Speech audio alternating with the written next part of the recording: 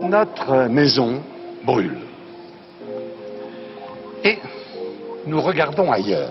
Bienvenue dans Présage, des idées pour nourrir l'esprit et remettre radicalement en question l'état de notre monde. Je suis Alexia Soyeux et je reçois Romaric Gaudin, journaliste économique à Mediapart et auteur de La guerre sociale en France, aux sources économiques de la démocratie autoritaire. L'ouvrage permet de mieux comprendre le projet d'Emmanuel Macron et ses fondements idéologiques. Comment le macronisme, qui se présentait comme un centrisme, est en fait un projet radical qui vise à transformer le capitalisme français et installer en profondeur le paradigme néolibéral. Le macronisme, c'est une forme extrême de néolibéralisme au regard de ce qu'est la France. Parce que c'est une forme qui, en fait, vise à développer au maximum la marchandisation de la société. Selon Romaric Gaudin, le néolibéralisme n'est pas qu'une simple théorie économique, mais un mode de gestion du capitalisme qui défend l'idée centrale que l'État doit, dans l'intérêt général, se placer du côté du capital pour favoriser la création de richesses par une marchandisation élargie de tous les pans de la société. On a véritablement un durcissement du régime, mais qui correspond pour moi à une crise profonde aujourd'hui de ce mode de gestion du capitalisme qu'est le néolibéralisme. Le livre retrace la généalogie de la doctrine néolibérale et rappelle le consensus pseudo-scientifique sur lequel il se fonde. Il analyse comment le projet macroniste marque une rupture autoritaire dans l'histoire du capitalisme français, qui avait maintenu jusqu'ici un modèle hybride entre capital et travail grâce aux fortes résistances du corps social. Il décortique la guerre culturelle qui se joue pour faire accepter la marchandisation de la société et la destruction progressive de l'État social français et appelle à penser une alternative pour sortir de l'impasse écologique et sociale.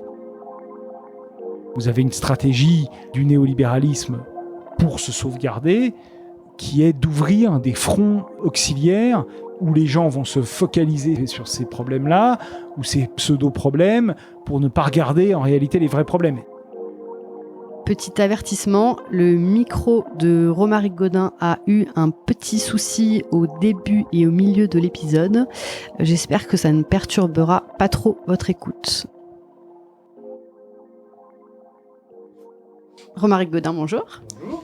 Vous êtes journaliste économique à Mediapart et vous êtes l'auteur du livre La guerre sociale en France, aux sources économiques de la démocratie autoritaire, qui est paru en mi-2019, je crois. Je précise, moi je suis absolument pas experte de ces sujets, donc j'ai appris beaucoup dans votre livre, et notamment dans la première partie qui vise à vraiment poser les bases pour expliquer ce qu'est le néolibéralisme, ce qu'il n'est pas, et sa différence avec...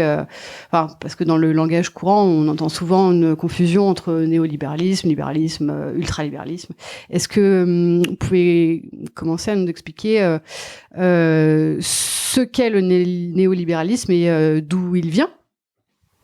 Alors oui, c'est un peu l'ambition que j'ai eue au sein de ce livre, c'est-à-dire d'essayer de définir ce terme que moi, pendant longtemps, en fait, j'ai hésité à utiliser parce que c'était effectivement pas clair. Un peu fourre-tout. Voilà, c'était un peu fourre-tout et c'était un peu une sorte de marque d'infamie et que c'était un peu facile. Donc moi, très longtemps, j'ai été un peu prudent vis-à-vis de ce terme et puis finalement, je me suis rendu compte en me renseignant et en regardant les travaux qui avaient été faits dessus que c'était en fait un concept qui me semblait assez utile pour comprendre la situation économique et politique depuis plus de 50 ans. Parce que c'est pas comme si en fait il ne s'était rien passé dans les années 70-80. Il y a eu un changement de régime de gestion du capitalisme contemporain à ce moment-là. Alors après, est-ce qu'il fallait l'appeler néolibéralisme ou autre chose? Peut-être pas, mais en tout cas, ce qui est certain, c'est qu'il y a eu un changement de régime, que ce régime est particulier et que donc il est important, à mon avis, de pouvoir le définir. Alors comment on le définit? Moi, ma position, qui est ma position propre, c'est de reprendre l'idée d'un économiste marxiste brésilien qui s'appelle Alfredo Saad Filho, qui définit le néolibéralisme comme un mode de gestion, en fait, du capitalisme contemporain. Et je trouve que c'est assez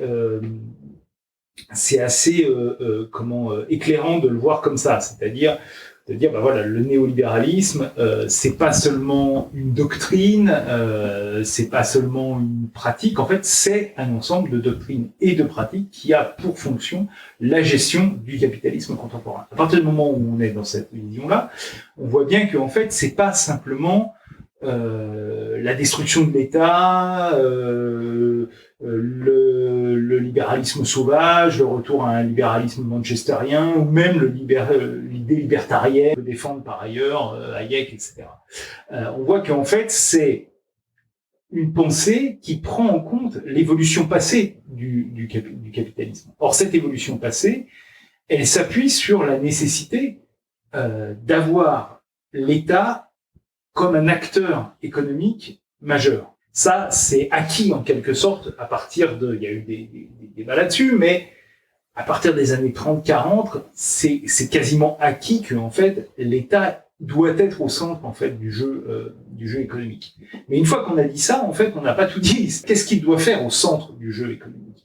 Est-ce qu'il doit être lui-même un agent économique autonome? Est-ce qu'il doit jouer un rôle dans le monde marchand? Est-ce qu'il doit se contenter d'être à la marge de ce monde marchand? Est-ce qu'il doit freiner le mouvement naturel du capitalisme? Est-ce qu'il doit l'aider? Voilà. Bon.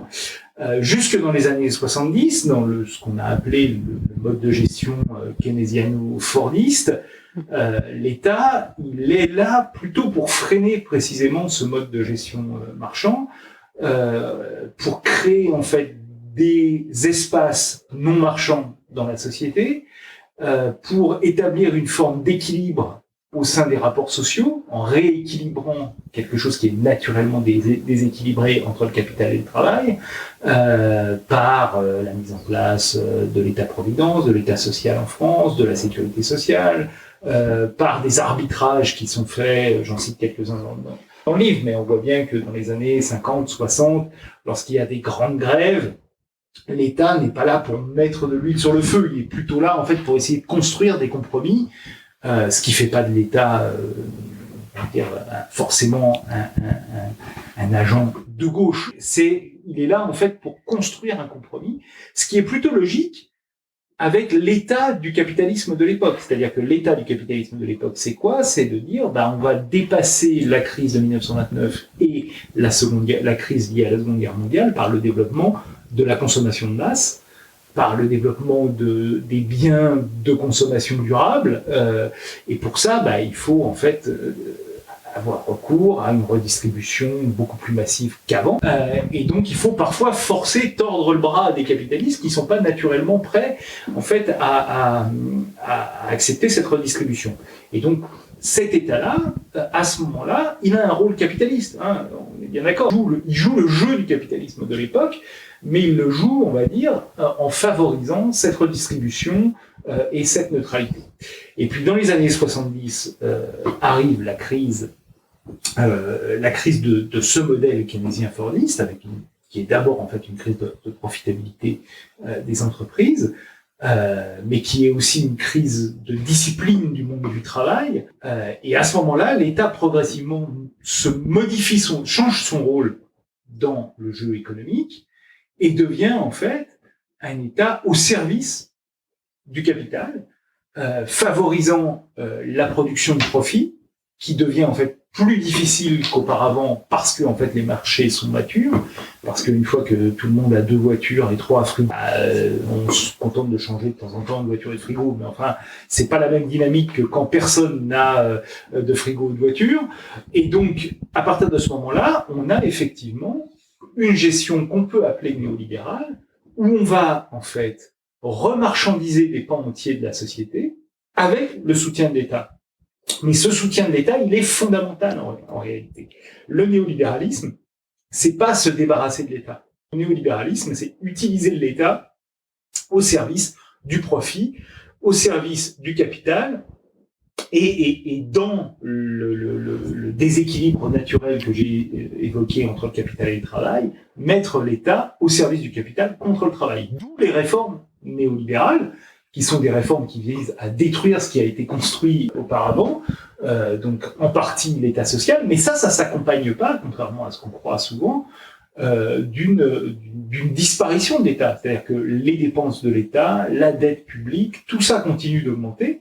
Simplement, en fait, ces dépenses et cette dette, elles sont utilisées à d'autres fins que ceux de la redistribution, et notamment, elles sont utilisées pour soutenir la production de profits par des subventions, par des baisses d'impôts, par des cadeaux fiscaux, par tout ce genre de choses. Donc, par aussi, on va dire, des dépenses publiques qui sont centrées sur certains secteurs. On se souvient aux États-Unis ou en Grande-Bretagne des dépenses militaires, par exemple dans les années 80, qui ont été très importantes.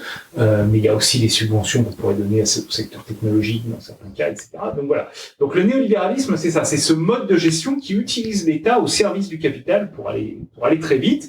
Et c'est d'une certaine façon un retour dans un capitalisme beaucoup plus très différent, un retour à ce qu'était le rôle de l'État au tout début du capitalisme, fin du 18e, début du 19e, où justement le capital s'était développé avec l'appui des États dans la lutte de classe. C'est-à-dire que les États défendaient le capital contre les prétentions du travail. Et ça, ce qui est assez intéressant, c'est que c'était particulièrement fort dans un pays proto-capitaliste qui était la France. Les luttes de classe étaient très fortes et où l'État a été particulièrement violent dans ce cadre-là. Donc c'est pour ça que c'est intéressant, en fait, de replacer le néolibéralisme dans cette histoire longue, notamment dans le cas français, parce que ce que je voudrais juste ajouter là-dessus, c'est que, en fait, lorsque l'on parle de grands modes de gestion du capitalisme, chaque pays, chaque entité, on va dire,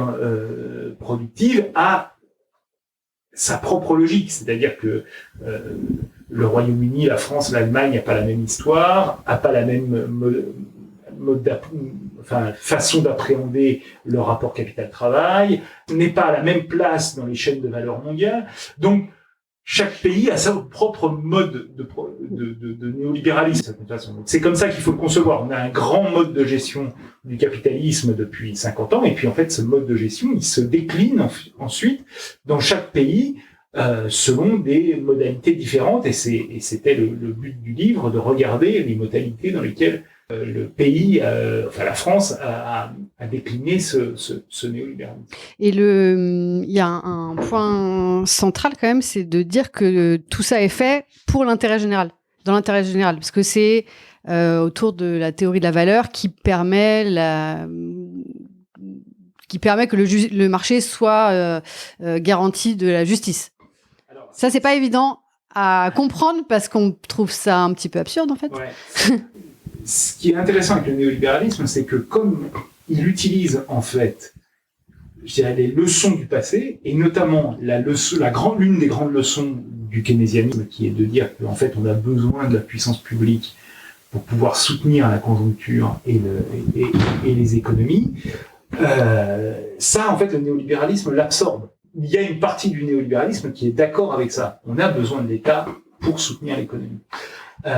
Et donc, le néolibéralisme, c'est une forme de synthèse. Et d'ailleurs, en histoire de la pensée économique, on parle de synthèse. Mais c'est une synthèse qui, en fait, regroupe les théories des néo-keynésiens et des néoclassiques. C'est-à-dire, en gros, pour aller très vite, de la droite et de la gauche.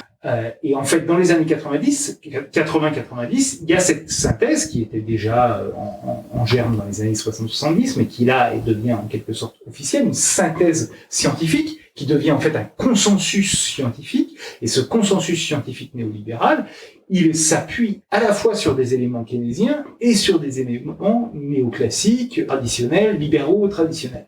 Et puis même, il va prendre quelques éléments libertariens. Mais grosso modo, cette synthèse, elle a une dimension keynésienne. Et à partir de cette dimension keynésienne, elle va pouvoir construire, en fait, un discours social. Et c'est là où, en fait, le néo-keynésianisme a été relativement efficace de son point de vue. C'est qu'il a réussi à faire croire à une partie de la population que l'État au service du capital était l'État au service de l'intérêt général parce que précisément l'intérêt du capital correspondait à l'intérêt général. Comment c'est possible ça ? En fait, c'est possible avec la crise des années 70 et avec l'apparition du chômage de masse.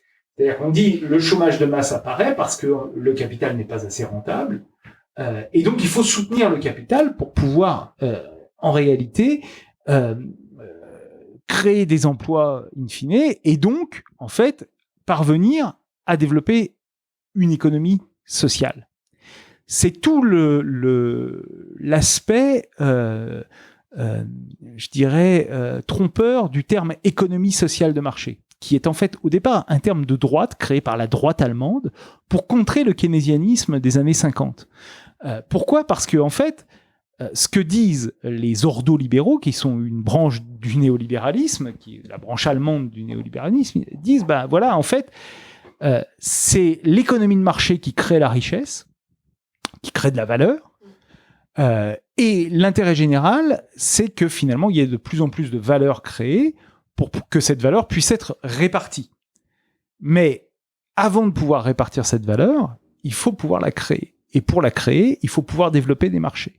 Et donc, l'économie sociale de marché, en fait, c'est une économie de marché qui garantit le social à condition qu'il y ait un développement du marché.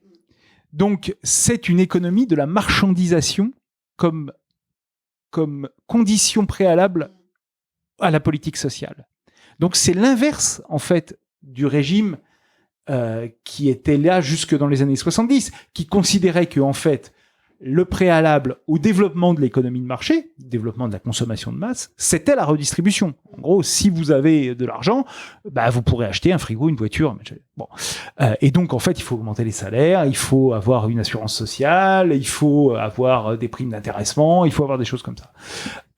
Là, l'économie sociale de marché, c'est l'inverse. C'est de vous dire, d'abord, produisez de la valeur, et ensuite, on redistribuera cette valeur et vous pourrez, en fait, ensuite avoir le bien-être social. Sauf que la valeur, elle n'est jamais redistribuée. Alors ça a marché en Allemagne, en fait, dans les années 60-70, même s'il y a eu une phase aussi keynésienne en Allemagne. Pourquoi ? Parce qu'en réalité, l'Allemagne profitait du développement du keynésianisme ailleurs. Donc, en fait, elle profitait, en fait, de l'inverse de ce que disaient les ordolibéraux dans les autres pays pour pouvoir, en fait, faire ce système-là. Ceci dit, ils ont mis aussi de l'eau dans leur vin, ils ont fait des systèmes de redistribution, etc. Mais cette théorie a pu être comprise comme une théorie sociale à cause de ça. À partir du moment où vous avez plus cette dynamique, en fait, du capitalisme occidental, et où effectivement vous avez un ralentissement structurel de la croissance, ce qui est le cas depuis les années 70, à ce moment-là, vous comprenez que le piège se referme en quelque sorte sur les travailleurs parce qu'on leur demande de produire de plus en plus de valeur, ce qui est de plus en plus difficile. Donc on va leur demander en fait de renoncer de plus en plus à des droits sociaux au nom même d'une politique sociale qu'ils auront après. Donc ça, c'est typiquement, on le voit aujourd'hui avec des propositions style prime Macron, intéressement obligatoire, donc c'est-à-dire par des profits. Donc il faut d'abord faire les profits pour avoir en fait une partie du salaire, modération salariale, mais vous aurez le bonheur lorsque vous aurez produit de la valeur, quoi. Donc si vous voulez, c'est à partir du moment où on est rentré dans une crise structurelle du capitalisme, le néolibéralisme a utilisé cette crise pour dire, moi, je promets en fait du social, mais à condition en fait qu'on fasse le bien enfin qu'on se range du côté du capital, quoi. Et c'est pareil, on a eu la même évolution avec la notion d'égalité, c'est-à-dire que l'égalité ne devenait plus l'égalité des revenus. Ou l'égalisation des revenus dans le cadre de du partage capital-travail, mais devenait en fait l'égalité des chances, c'est-à-dire la possibilité pour tout le monde d'aller sur un marché, de se livrer à la compétition sur le marché et finalement d'avoir bien le jugement du marché comme le bon jugement, le jugement social. Et ça, c'est une dimension importante aussi du néolibéralisme en termes social, c'est que en fait, il a pris une couleur de gauche, paradoxalement, en reprenant des idées qui sont celles, là, pour le coup, de courant libertarien, de Hayek, notamment, qui explique qu'en fait, il n'y a pas de justice sociale en soi, il y a en fait une justice issue du marché, et que c'est la seule justice possible, en fait, dans la société. Et en fait, ça, c'est un peu la promesse du néolibéralisme. C'est de dire, en fait, celui qui travaille bien, celui C'est la méritocratie. voilà, c'est la méritocratie au sens le plus strict du terme. Et ce qui va déterminer le mérite, en fait, c'est le prix du marché. Donc, il faut libéraliser. Il faut marchandiser. Si vous voulez savoir ce qu'est un bon prof, et combien il doit être payé, l'idéal, c'est de mettre en concurrence les profs pour pouvoir, à un moment, sortir le meilleur et pouvoir le payer à sa juste valeur. Et ça, effectivement, ça va s'entourer d'un aspect de justice qui va séduire en fait une grande partie de la gauche qui va être dans les années 70-80 un peu orpheline à la fois du marxisme puis du keynésianisme et qui va donc chercher une sorte d'idéologie de secours et le néolibéralisme pour beaucoup de gens issus de la social-démocratie à ce moment-là va apparaître comme une idéologie de secours et Emmanuel Macron va jouer là-dessus pour récupérer une grande partie en fait des électeurs du Parti socialiste en 2017 en disant en fait derrière mes réformes néolibérales, il y a des idées sociales, il y a la volonté d'avoir plus de justice sociale. Mais évidemment, c'est pas la même justice sociale que celle que l'on entendait dans les années 70-80. Comment c'est possible qu'il y ait autant une imperméabilité aux sciences sociales, quoi, aux idées quand même que les inégalités, elles sont pas naturelles et que on a tous et toutes, on appartient à des classes sociales qui font qu'on part pas exactement avec le même bagage, quoi. En fait, c'est un aspect du néolibéralisme qui est important, qui est celui, si on reprend la définition que j'ai donnée au départ, mode de gestion du capitalisme. Le capitalisme, c'est pas seulement en fait un système économique, c'est un système social. Donc, à partir de ce moment-là, pour imposer un mode de gestion à un système social, il faut que vous imposiez une façon de penser qui soit conforme à ce mode de gestion. Donc il y a un élément de guerre culturelle, il y a un élément culturel dans le néolibéralisme, il y a un changement de culture qui est patent, si on lit n'importe quel journal des années 70 et n'importe quel journal aujourd'hui, on voit qu'en 50 ans, les références ont changé, le centre du débat intellectuel a complètement évolué, et donc effectivement, il y a quelque chose qui fait que aujourd'hui, le terme de justice sociale a communément, je dis pas en termes de consensus en sciences sociales ou de choses comme ça, mais communément, dans la population, n'a pas la même signification que ce qui était le terme de justice sociale dans les années 60 ou 70.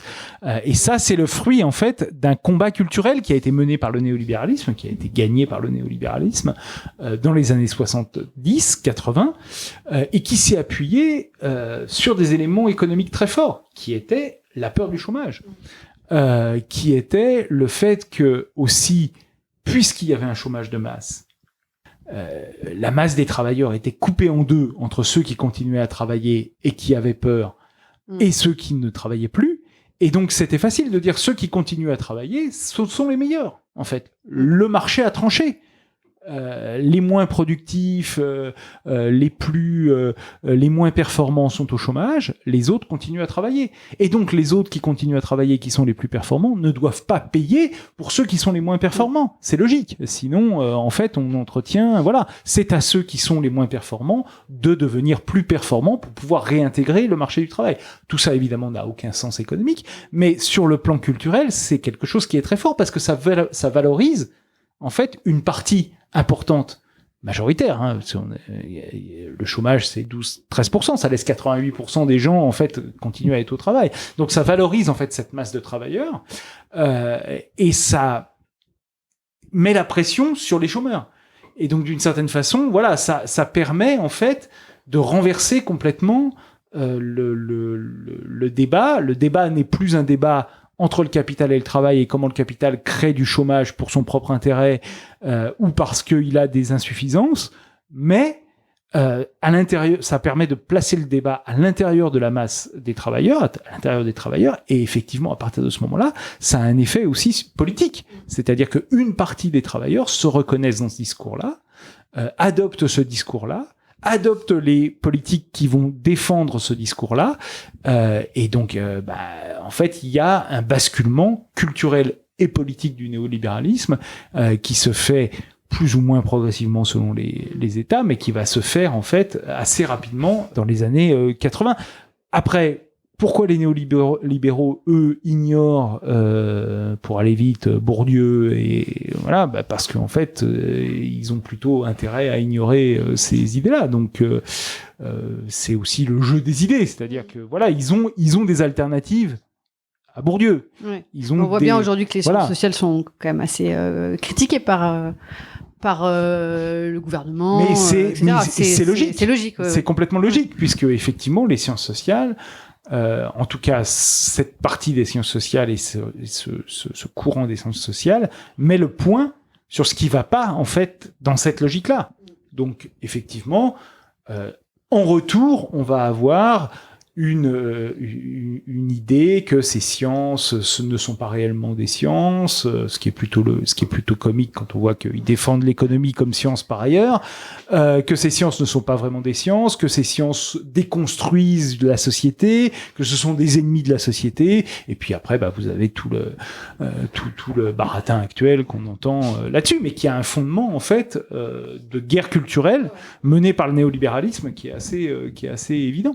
Pour en arriver à la France, comment rapidement on a pu résister en partie à ce modèle néolibéral pendant un certain temps, même si il y a eu des avancées, des reculs, et avec un modèle un peu hybride qui est spécifique à la France. Et quelle est la spécificité du capitalisme français ? En fait, ce que j'essaye de faire dans le livre, c'est vraiment de ramener un petit peu de temps long dans cette histoire-là. Et je trouve que c'est intéressant de regarder l'histoire du capitalisme français, en fait. Le capitalisme français, c'est un capitalisme extraordinairement violent quand on en regarde l'histoire. C'est un capitalisme déjà de rentier au départ, hein. La terre a une importance qui est immense, notamment avec la Révolution française et le fait qu'il y a une réforme agraire, hein, avec la vente des biens nationaux, qui fait que la bourgeoisie a accès en fait à cette rente de la terre. Et c'est un capitalisme qui, plus que tout autre, intègre très rapidement la dimension de conflit qui est en son cœur entre le capital et le travail. C'est la fameuse loi Le Chapelier de 1790, hein, qui interdit ce qu'on appelle les coalitions d'ouvriers, les syndicats en réalité, et les grèves.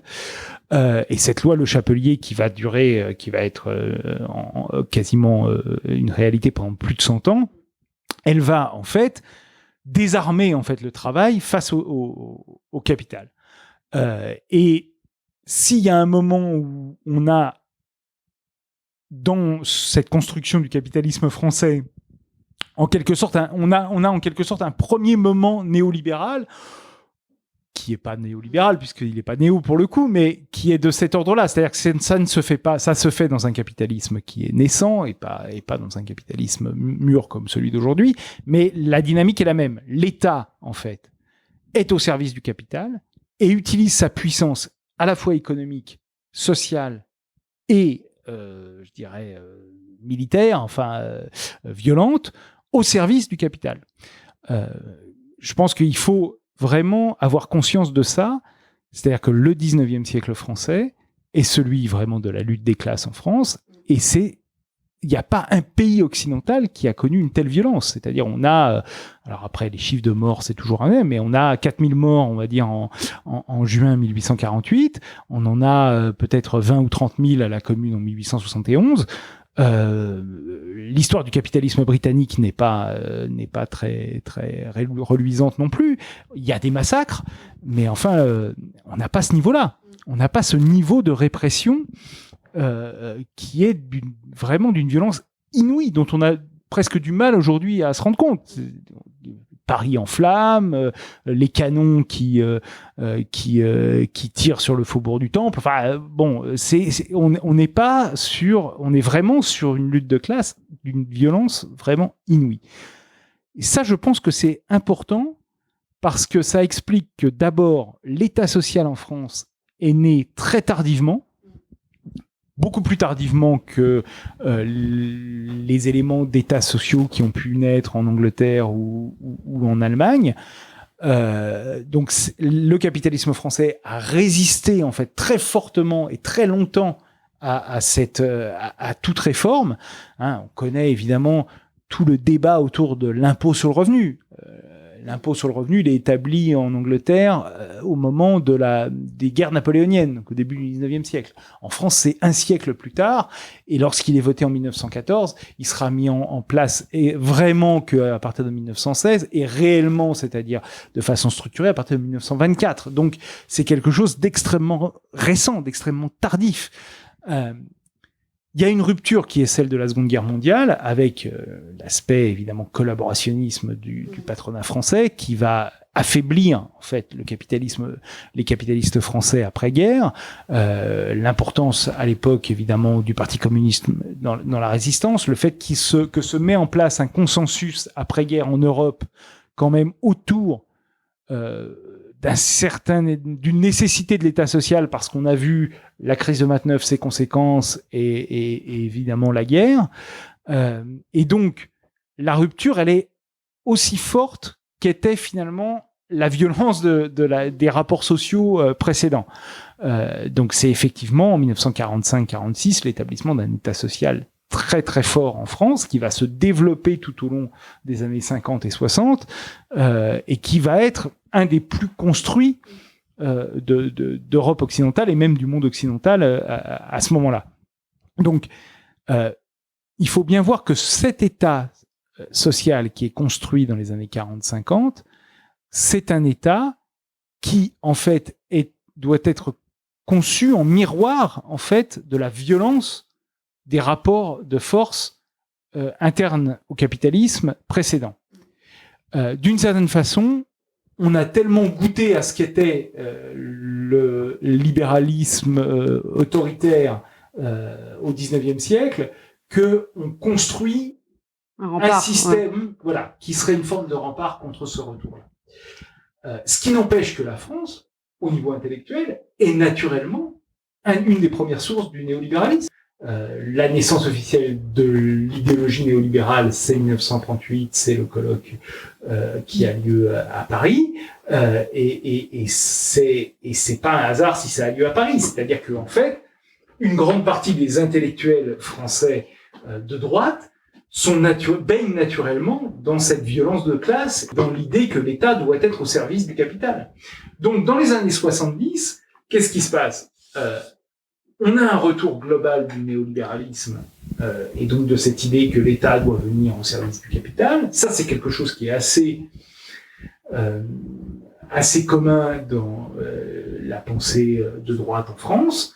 Donc, c'est pas, d'une certaine façon, c'est pas un hasard, quoi. C'est pas, à la limite, la France pourrait être le fer de lance dans les années 70 du néolibéralisme. C'est plutôt logique. Ces élites, en fait, basculent assez vite dans ces idées-là. Je cite le rapport Armand Rueff de 59, qui promeut, en fait, la même chose que tous les rapports qui vont suivre après. Pourtant, ça n'a pas eu lieu. Pourquoi ça n'a pas eu lieu ? Parce que l'idée que je défends, c'est que la société française, qui, en fait, a cette expérience de la violence néolibérale, Hein, vous connaissez la phrase de Marx, hein, gens agissent librement, mais avec le poids des morts qui quand même pèse dans leur choix. Et je pense que ce poids des morts, notamment ceux de juin 48 et de la Commune, reste quelque chose qui est là au cœur des rapports sociaux en France. Et donc la société va se défendre contre cette idée, justement, ce qu'on vient de dire, c'est-à-dire cette idée que laissez faire le capital, vous allez voir, ça va être la justice sociale, ça va être le bonheur, ça va être le bien commun. En fait, ça en France, on a du mal à y croire, et pour cause. Donc la résistance, elle va se faire de façon assez forte, et à la fois dans la rue. Ça, la résistance dans la rue, hein, on a eu ça aux États-Unis, on a eu ça aussi au Royaume-Uni. Mais c'est parce qu'il y avait une culture politique quand même assez forte. Mais aussi, et c'est ça qui est intéressant, aussi dans les urnes, effectivement. Hein, c'est-à-dire que tous ceux qui ont fait un pas de plus dans le néolibéralisme, parce que la France n'est pas imperméable évidemment à ce qui se passe, c'est ce que j'expliquais tout à l'heure, c'est que se dessine une voie française dans le néolibéralisme, qui est une voie modérée en fait. Hein. Et cette voie modérée, elle est là parce que, en fait, à chaque fois que vous faites un pas, typiquement, tournant de la rigueur en 83, libéralisation du secteur financier, 86, la droite gagne. La droite essaye de faire, en fait, un choc thatchérien à l'économie française. 86, vous avez une grande grève des transports, plus le mouvement étudiant. 88, la droite est balayée.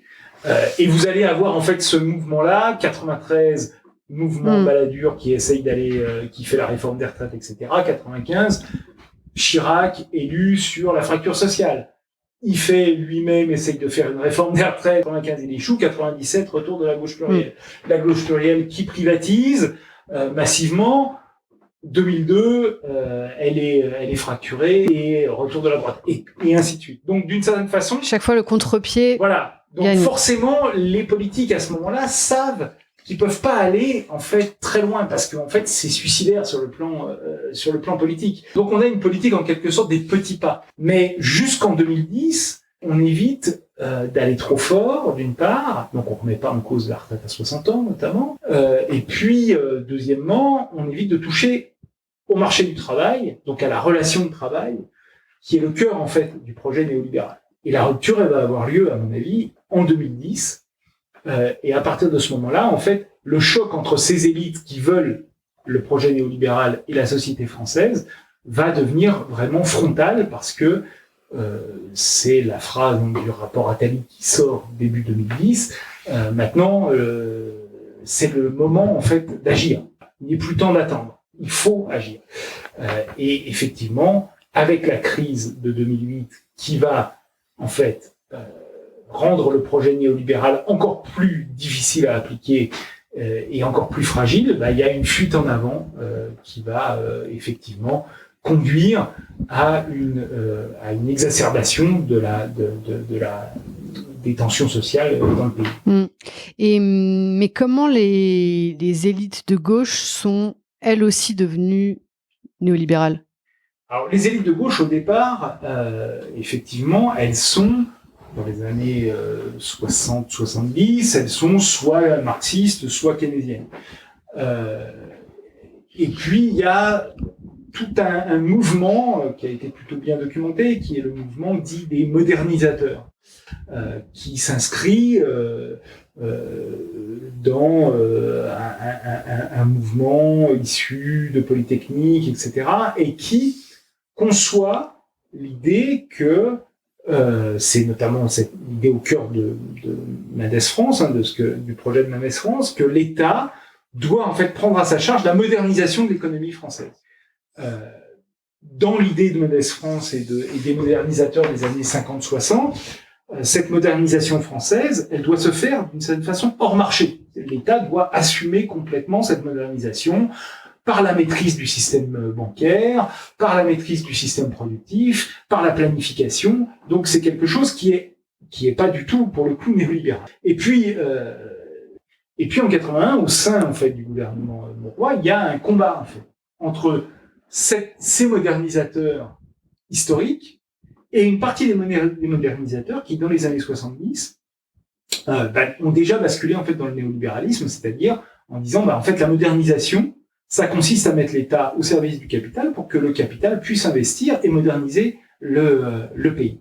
On a une sorte de syncrétisme qui se met en place entre des modernisateurs de gauche qui, sous l'effet de l'échec du keynésianisme des années 70, commencent à basculer vers ce modèle-là, et puis une partie, typiquement Jacques Delors, il vient pas de la gauche, il vient du mouvement dit chrétien social, mais il vient en fait d'un bain intellectuel qui est déjà néolibéral, et qui en fait rejoint la gauche pour essayer de lui faire comprendre ça, c'est-à-dire 83 en fait c'est tranché, 82, 80, évidemment c'est plus complexe que ça, hein. Voilà, schématiquement 83 c'est tranché, et vous allez avoir toute cette partie en fait des modernisateurs de gauche qui va basculer côté néolibéral, parce qu'en fait ils considèrent que l'action qu'ils avaient envisagée d'un État autonome presque socialiste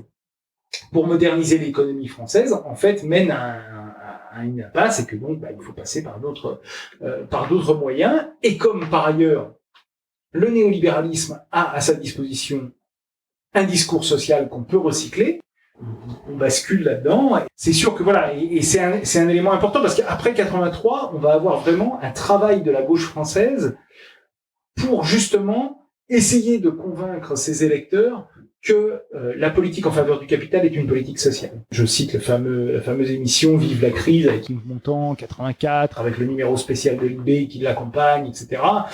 C'est vraiment, c'est quasiment de la propagande, hein, d'une certaine façon. Et ça vise à vraiment convaincre cet électorat que voter en fait pour le néolibéralisme, c'est voter aussi pour la justice sociale, et que d'une certaine façon il y aurait une rupture au sein du néolibéralisme entre un néolibéralisme de gauche et un néolibéralisme de droite, et ça va être repris en 2017 par Macron. Hein. Macron va se définir en creux par rapport à un Fillon qui serait un néolibéral extrême, tandis que lui serait un néolibéral modéré.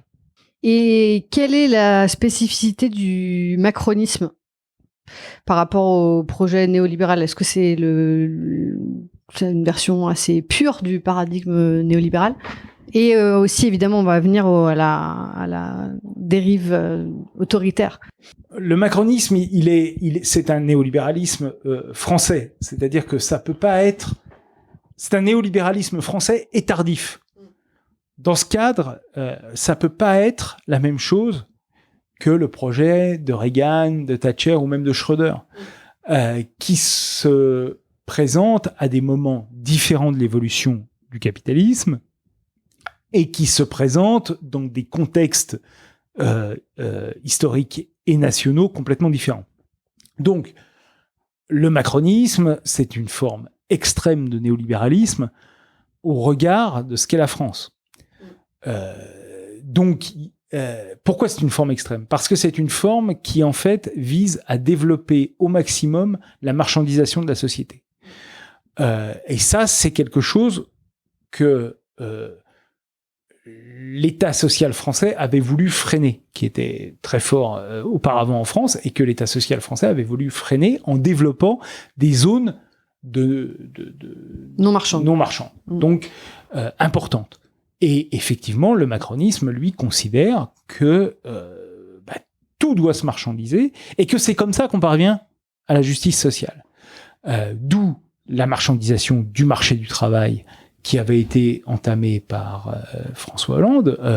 Macron était à Bercy, mais qui est porté à son terme, d'où la fin des régimes spéciaux, la marchandisation des retraites, puisqu'il y a en fait des points, donc en fait c'est en fonction de vos performances que vous allez avoir une retraite qui correspond à votre carrière sur le marché, tout bêtement.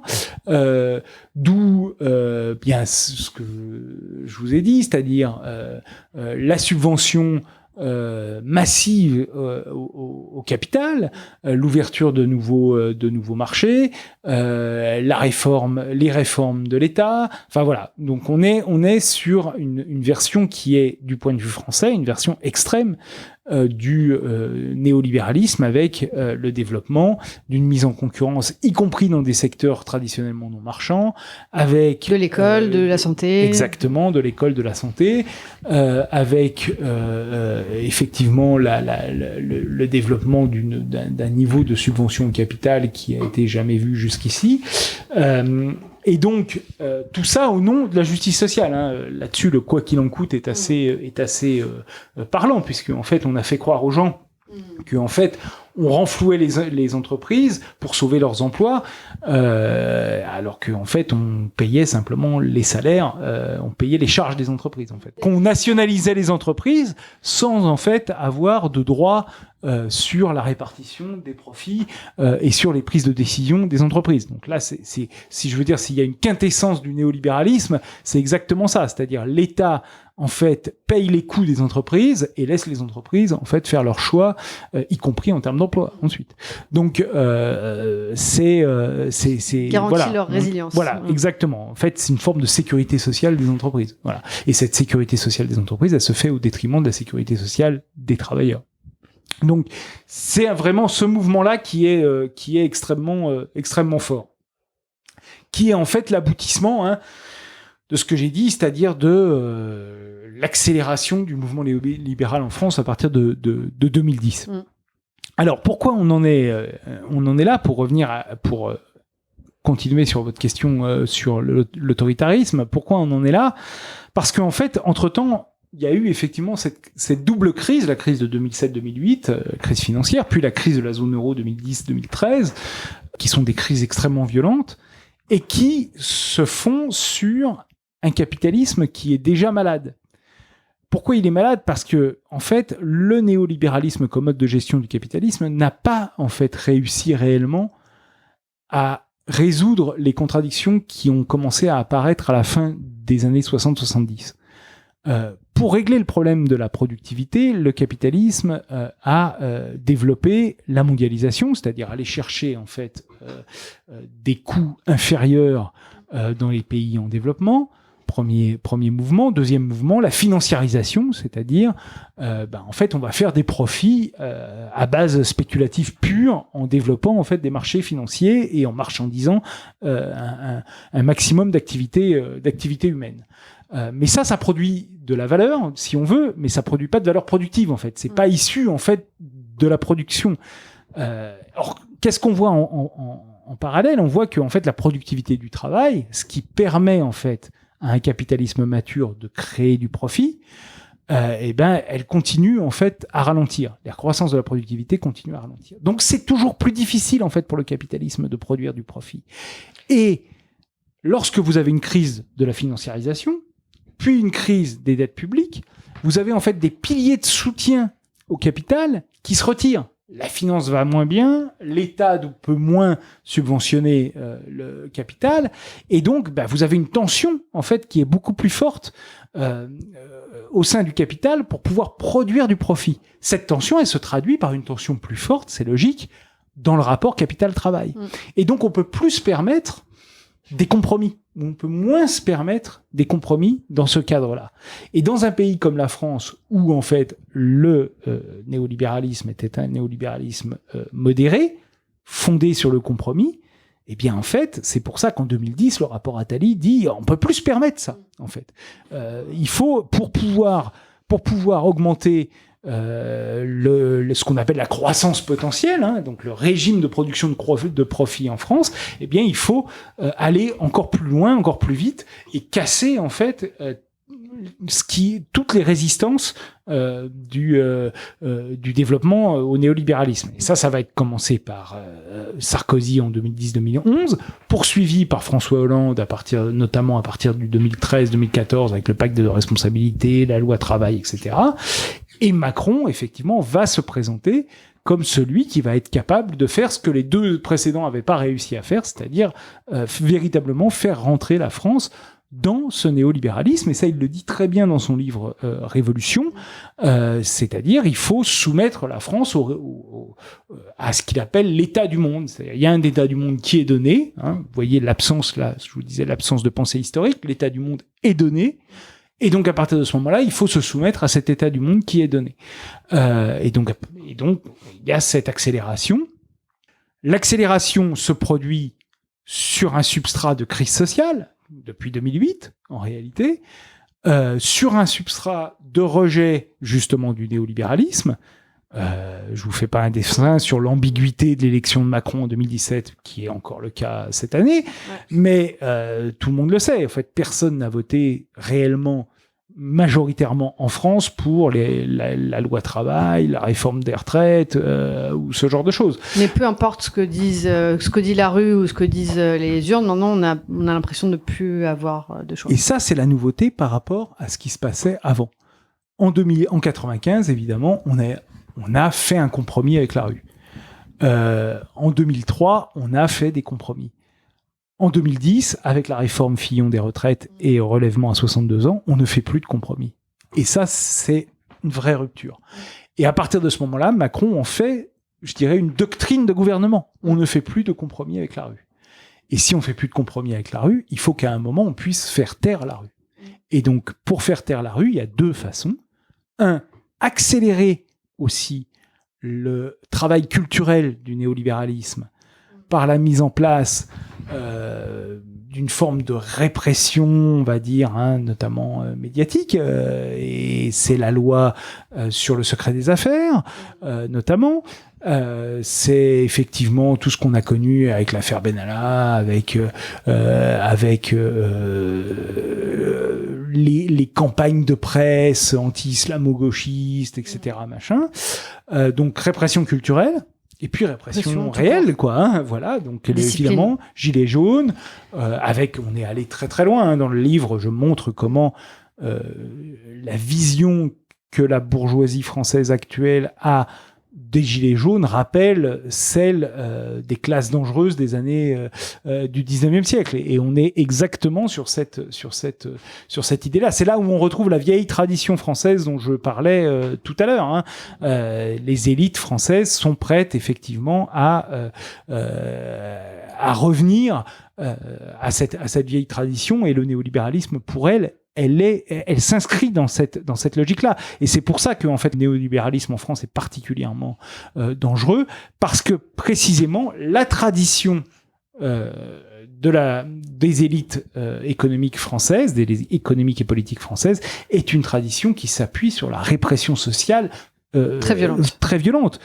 Et donc, effectivement, on a eu beaucoup de mouvements sociaux au cours des dernières années, des années qui ont précédé la pandémie dans le monde, mais c'est vrai que dans les pays occidentaux, la répression en France a été particulièrement violente, avec des morts, avec évidemment des estropiés, avec des blessés graves, avec des choses comme ça, avec une doctrine du maintien de l'ordre qui est particulièrement violente, qui fait l'étonnement du reste du monde. Et donc effectivement, là on a, avec une pratique du pouvoir, c'est le troisième pilier de cette chose-là, une pratique du pouvoir autoritaire, avec un président qui décide de tout et qui fait presque passer les présidents précédents, qui étaient déjà des monarques républicains, pour des gentils premiers ministres de la 4e République. Voilà, on a véritablement un durcissement du régime, mais qui correspond pour moi à une crise profonde aujourd'hui de ce mode de gestion du capitalisme qu'est le néolibéralisme, et qui a des fondements économiques. Et comment le néolibéralisme compte prendre en charge l'enjeu majeur qui est quand même la crise écologique et la crise climatique. Enfin, comment il compte le prendre en compte? On voit qu'il compte le prendre en compte comme les autres secteurs, en considérant que le marché peut régler les problèmes, l'innovation, les marchés carbone, etc. Est-ce que c'est pas complètement dépassé finalement l'idéologie néolibérale face à l'urgence et sociale et écologique? Alors moi je le crois. Pour revenir sur la question purement climatique, la réponse néolibérale, en fait le néolibéralisme il vaut une chance d'une certaine façon. C'est-à-dire que en fait c'est formidable, parce que en fait comme le problème aujourd'hui c'est la nature, en marchandisant la nature, c'est-à-dire en donnant un prix à tout, en fait, on va pouvoir réguler la demande et donc comme ça, en fait, obtenir nos objectifs carbone. Et en même temps, cette marchandisation va créer effectivement de nouveaux marchés, donc de nouvelles opportunités de profit, et donc tout va bien se passer. Ça va aussi développer effectivement, vous l'avez dit, l'innovation. On va trouver l'innovation qui va permettre en fait d'utiliser les ressources naturelles de façon écologique et de parvenir à la neutralité carbone tout en assurant la croissance infinie de notre production. Donc en fait, voilà. Il y a une forme d'optimisme BA qui en fait touche beaucoup à la pensée magique, parce qu'en fait cette innovation, on ne sait pas ce que c'est. En fait, il faut donner. En fait, c'est toujours le même principe. Il faut donner de l'argent au secteur privé, et puis là, c'est pas payer pour voir, c'est payer pour espérer à un moment que ça donne quelque chose. Mais le problème, c'est que on a deux problèmes face à ça. Le premier problème, c'est qu'on n'a pas le temps. Et le deuxième problème, c'est que en fait, c'est sans garantie. Or, il nous faut des garanties parce qu'il en va de la survie en fait de l'humanité d'une certaine façon. Donc, c'est la force de ce projet-là, c'est qu'elle s'appuie sur l'existant. Donc, elle ne promet pas de changement. Elle dit on va continuer comme avant et vous allez voir, on va devoir changer un peu les trucs, on va devoir s'ajuster, mais grosso modo, on va pas. Il n'y aura pas de changements sociaux majeurs. Oui, voilà. On n'a pas besoin de changer radicalement de mode de vie ou de mode de production et de consommation. On va garantir le mode de vie. En continuant comme ça, on verrouille en grande partie la trajectoire qu'on peut prendre, quoi. Alors en fait, ça mène à deux impasses. La première impasse, c'est que en fait, toute augmentation de la productivité, c'est-à-dire la capacité de produire plus avec moins, conduit à une augmentation de la production. Et c'est le but de l'augmentation de la productivité qui, en fait, efface les gains de productivité. C'est-à-dire que si vous pouvez produire 100 avec 5 au lieu de 10, vous allez produire 200. Puisque, en fait, avec 10, vous allez pouvoir produire 200 plutôt que 100.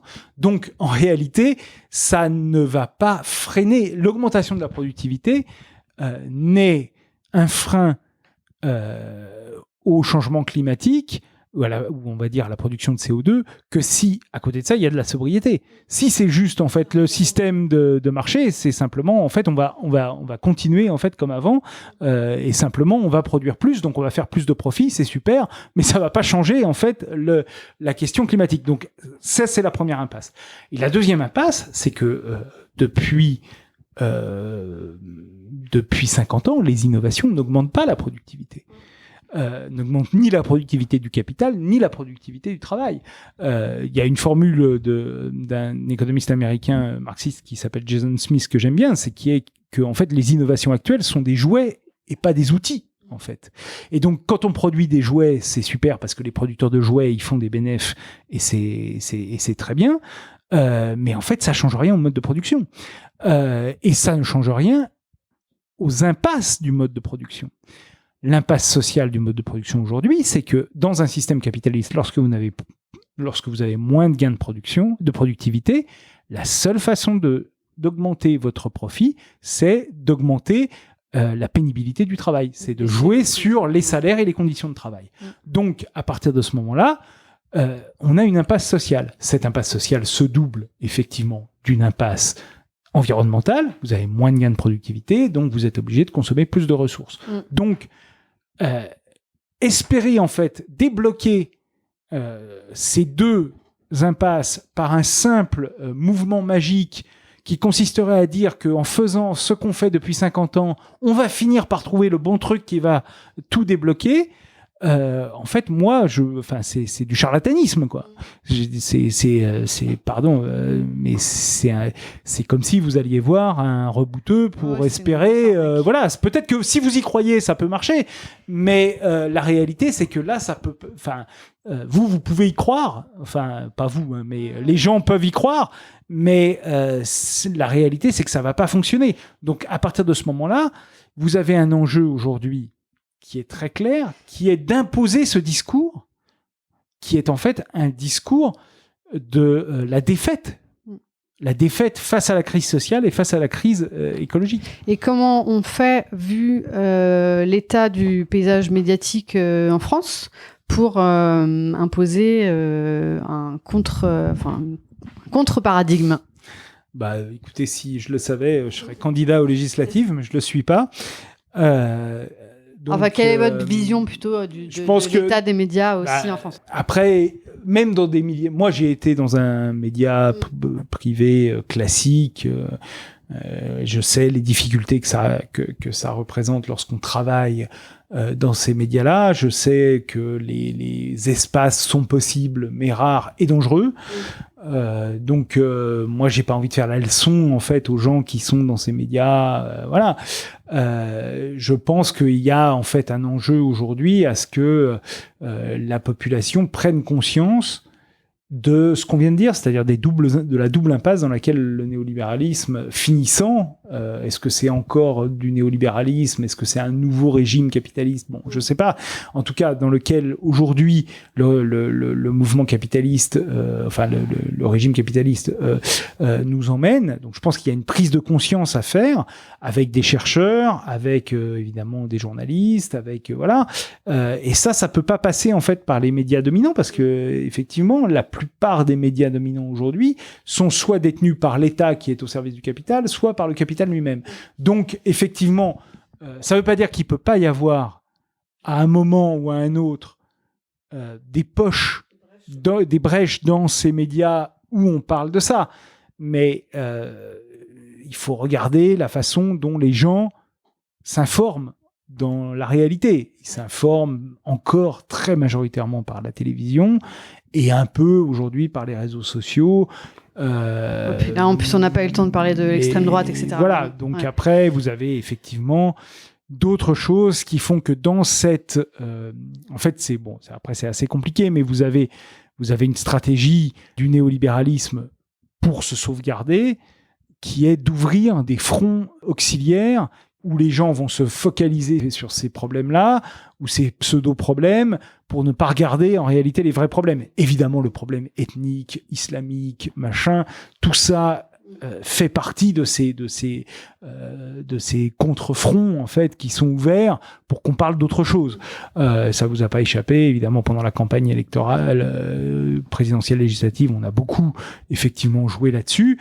Et il y a un enjeu effectivement à ce qu'aujourd'hui on essaye de diffuser au maximum le fait que ces problèmes sont des fronts renversés où on essaye en fait de nous cacher la réalité qui est que lorsque l'on confie notre avenir aux néolibéraux, on va dans une impasse qui est une impasse mortelle.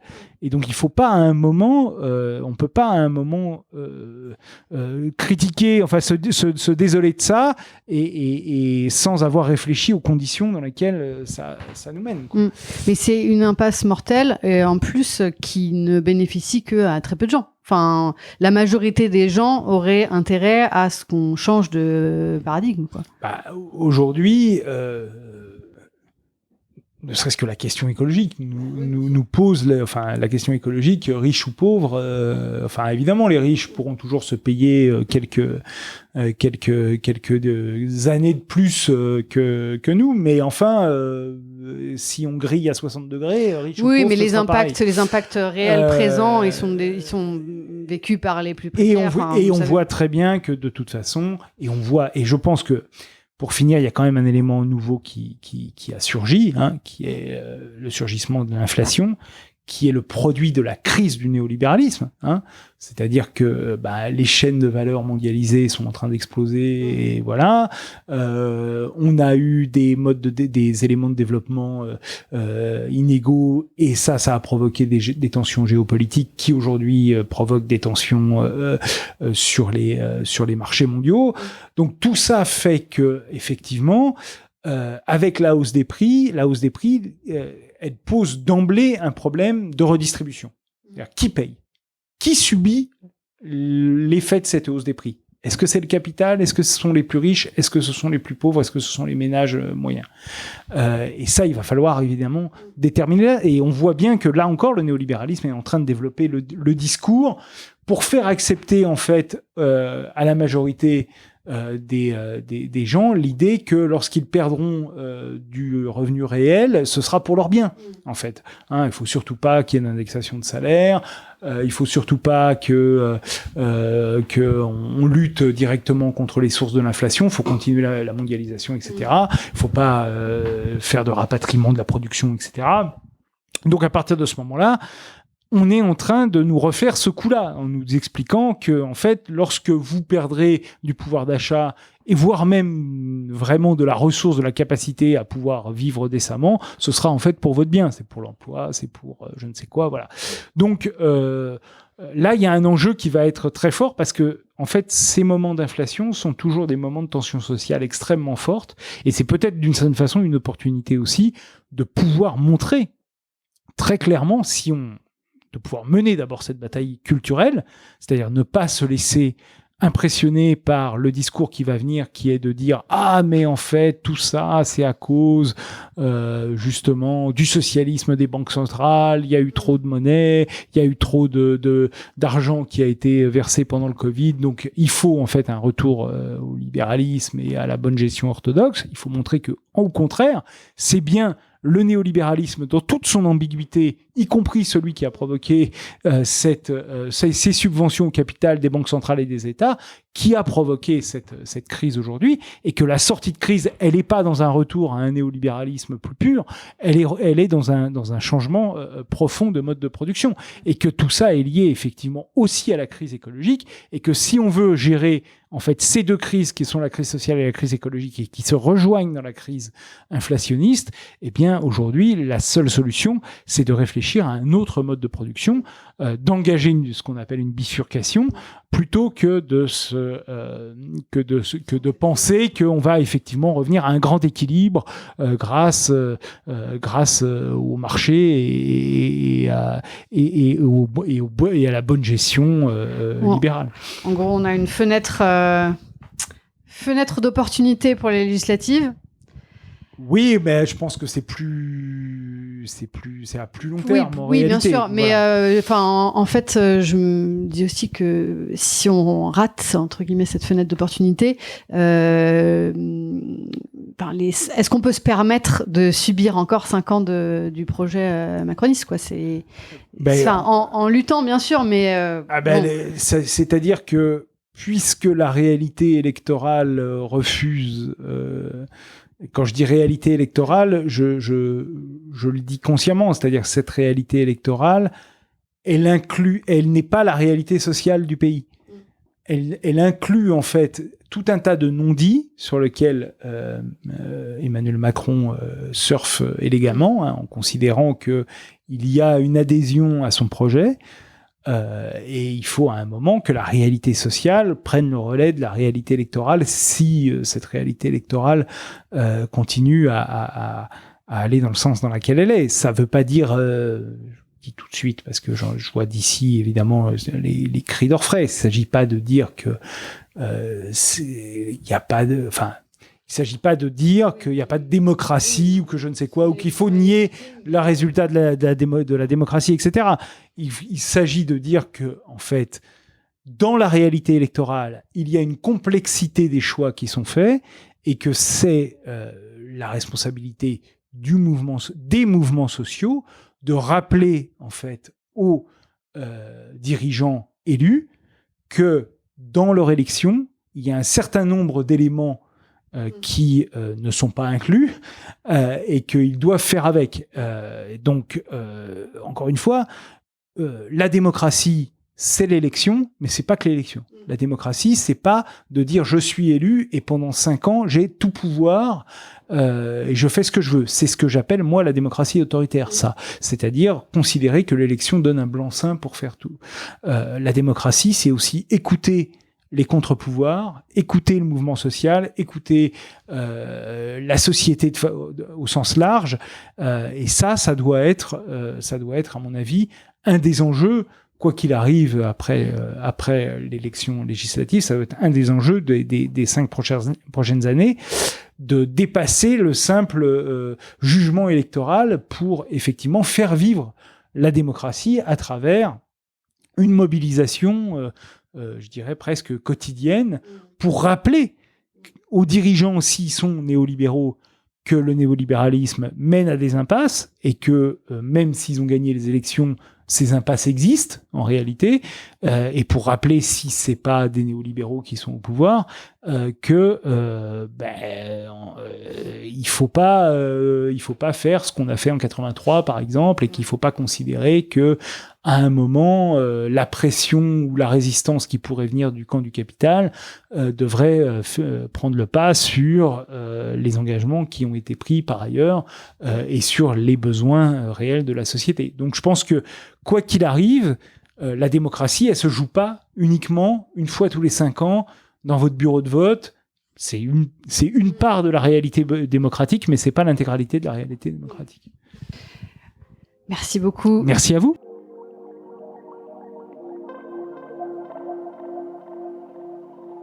Merci beaucoup pour votre écoute et votre soutien. Vous pouvez soutenir Présage en mettant 5 étoiles sur votre application de podcast et en partageant les épisodes. Présage est un podcast indépendant. Le générique est un extrait du morceau L'eau de Sabrina Bellawell, mixé par Paloma Colombe. À très vite.